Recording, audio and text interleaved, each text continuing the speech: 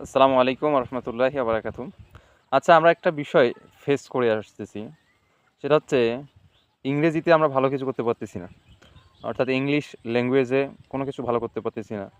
তার প্রধান কারণ কি আপনি কি জানেন? আমিও লক্ষ্য করলাম, আমরা যারা বাংলাদেশে আছি, বাংলাদেশে বসবাস করি আর কি, আমাদের সবচেয়ে মৌলিক সমস্যা হচ্ছে আমরা ইংলিশ ল্যাঙ্গুয়েজ জানি না, ইংলিশে কোনো কিছু বলতে পারি না, ভালোভাবে কোনো কিছু লিখতে পারি না।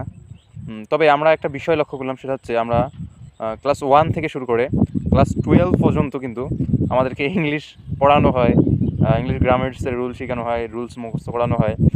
তারপরেও আমরা ইংলিশকে আয়ত্ত করতে পারি না। কারণ হচ্ছে, আমাদের প্রধান কারণ হচ্ছে আমরা ইংলিশকে গ্রামাটিক্যাল হিসেবে দেখি, গ্রামার হিসেবে দেখি। কিন্তু ইংলিশ যে একটা ভাষা, ঠিক আছে, এই ভাষাটাকে আমরা ভাষা হিসেবে যে শিখবো, এটা কিন্তু আমরা শিখি না মূলত।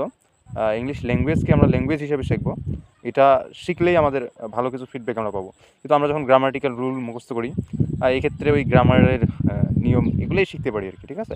এ থেকে আমাদের সবচেয়ে বড় বিষয় হচ্ছে, আমাদের সবচেয়ে মৌলিক বিষয় হচ্ছে ইংলিশকে গ্রামাটিক্যাল হিসেবে না দেখে, ইংলিশকে মূলত ল্যাঙ্গুয়েজ হিসেবে দেখে, ভাষা হিসেবে দেখে আমরা ইংরেজি ভাষাটাকে আয়ত্ত করার চেষ্টা করবো আর কি। তাহলেই মূলত আমাদের সম্পূর্ণ জার্নিটা সফল হবে। তখন আমরা গ্রামাটিক্যাল একটু খালি জাস্ট দেখলেই এটা মানে ভালোভাবে বুঝতে পারবো, ঠিক আছে। এজন্যই মূলত আমাদেরকে আগে ভাষা ল্যাঙ্গুয়েজ শিখতে হবে, ইংলিশ ল্যাঙ্গুয়েজের বিকল্প কিছু নেই, ঠিক আছে। সকলে ভালো থাকবেন, সুস্থ থাকবেন। ভালো লাগলে চ্যানেলটি সাবস্ক্রাইব করবেন। আসসালামু আলাইকুম রহমতুল্লাহ।